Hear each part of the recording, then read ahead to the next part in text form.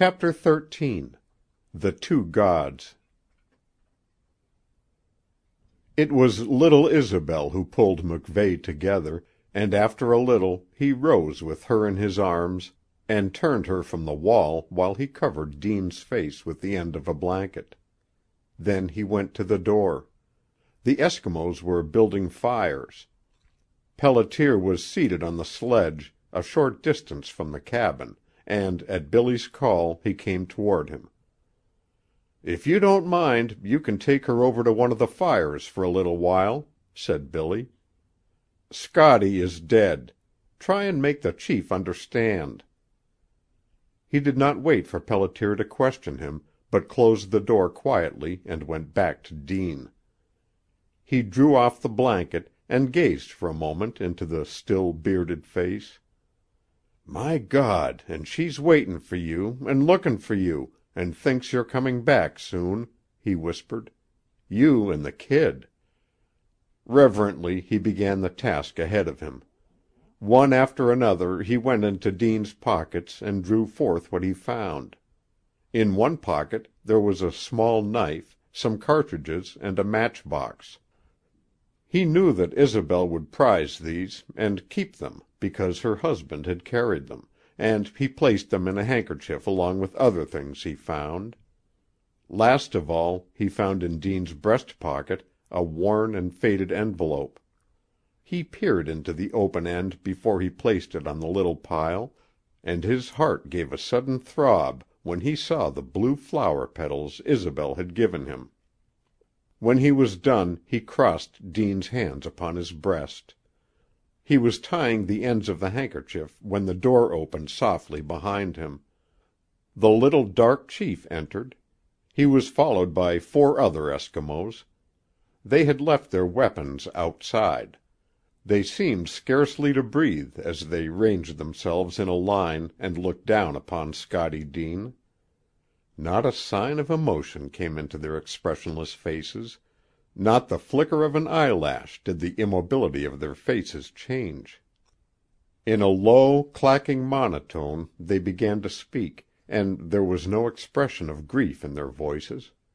Yet Billy understood now that in the hearts of these little brown men Scotty Deane stood enshrined like a god.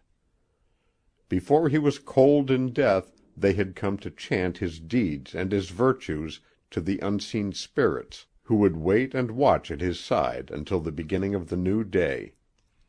For 10 minutes the monotone continued. Then the 5 men turned and without a word, without looking at him, went out of the cabin. Billy followed them, wondering if Deane had convinced them that he and Pelletier were his friends. If he had not done that he feared that there would still be trouble over little Isobel. He was delighted when he found Pelletier talking with one of the men. "I've found a flunkey here whose lingo I can get along with," cried Pelletier. "I've been tellin' him what bully friends we are, and have made him understand all about Blake. I've shaken hands with them all 3 or 4 times, and we feel pretty good.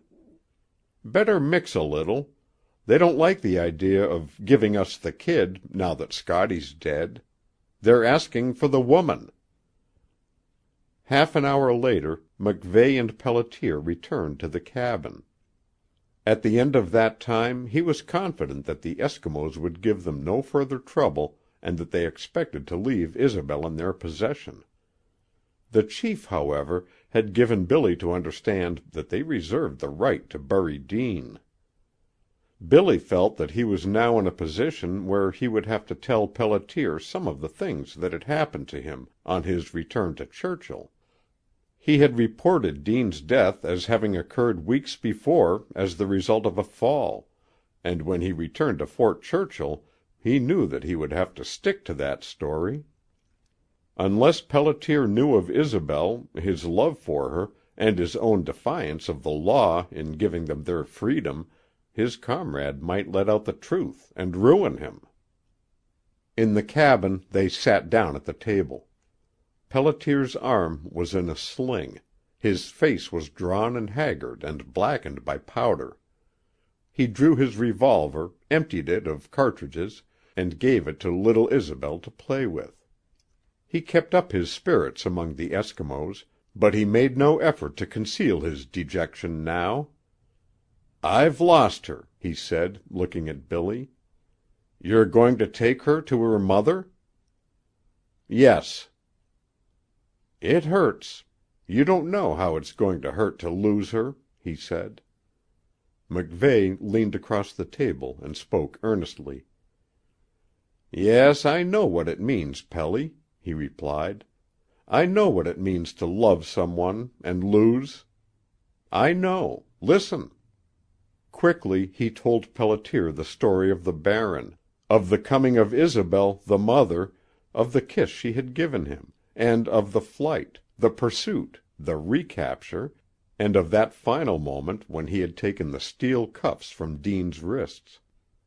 Once he had begun the story he left nothing untold, even to the division of the blue flower petals and the tress of Isobel's hair. He drew both from his pocket and showed them to Pelletier, and at the tremble in his voice there came a mistiness in his comrade's eyes. When he had finished, Pelletier reached across with his one good arm and gripped the other's hand. "And what she said about the blue flower is comin' true, Billy," he whispered. "It's bringing happiness to you, just as she said, for you're going down to her." MacVeigh interrupted him. "No, it's not," he said softly. "She loved him, as much as the girl down there will ever love you, Pelly, and when I tell her what has happened, her heart will break. That can't bring happiness for me." The hours of that day bore leaden weights for Billy. The two men made their plans. A number of the Eskimos agreed to accompany Pelletier as far as Eskimo Point, whence he would make his way alone to Churchill. Billy would strike south to the Little Beaver in search of Couchée's cabin and Isobel. He was glad when night came. It was light when he went to the door, opened it, and looked out. In the edge of the timber line it was black, black not only with the gloom of night, but with the concentrated darkness of spruce and balsam, and a sky so low and thick that one could almost hear the wailing swish of it overhead, like the steady sobbing of surf on a seashore.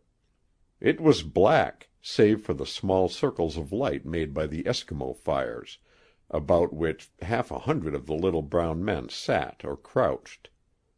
The masters of the camp were all awake, but twice as many dogs, exhausted and footsore, lay curled in heaps, as inanimate as if dead.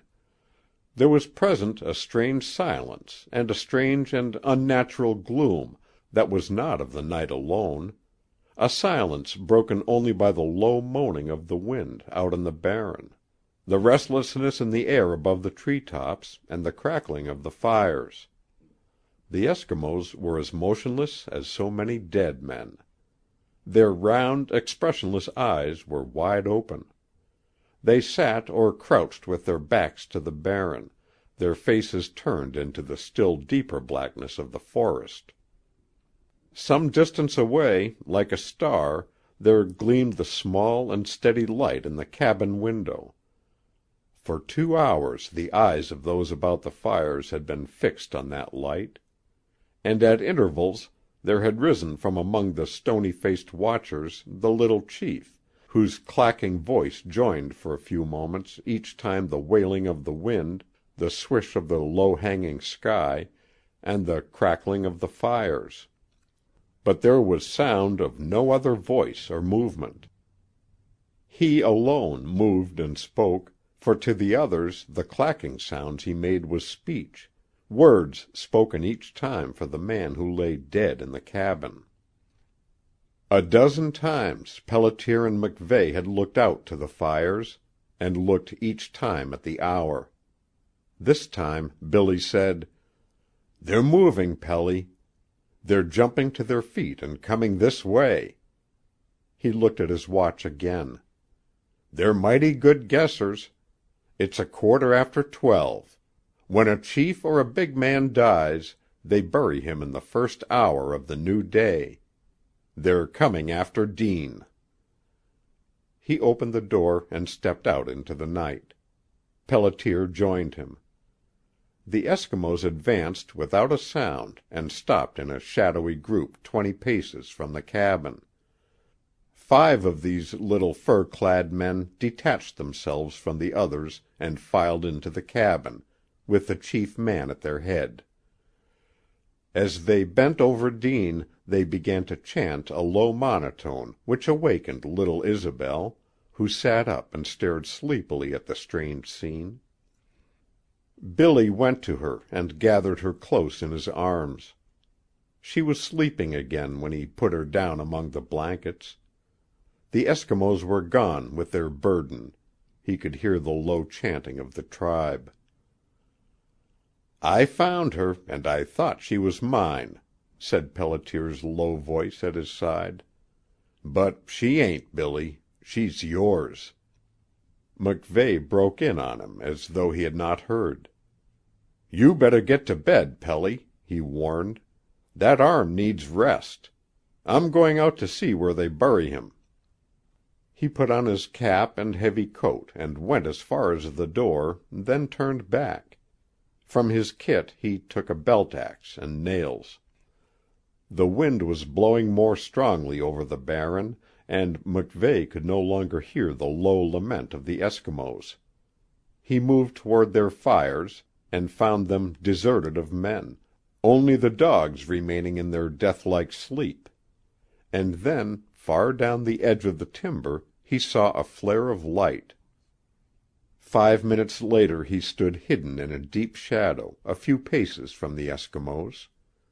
They had dug the grave early in the evening, out on the great snow plain, free of the trees, and as the fire they had built lighted up in their dark, round faces, MacVeigh saw the 5 little black men who had borne forth Scotty Deane leaning over the shallow hole in the frozen earth. Scotty was already gone.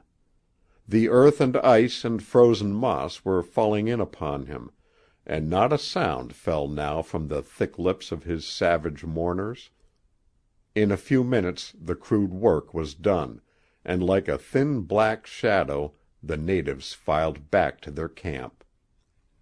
Only one remained, sitting cross-legged at the head of the grave, his long narwhal spear at his back. It was O-Gluck-Gluck, the Eskimo chief, guarding the dead man from the devils who come to steal body and soul during the first few hours of burial. Billy went deeper into the forest until he found a thin, straight sapling, which he cut down with 6 strokes of his belt axe.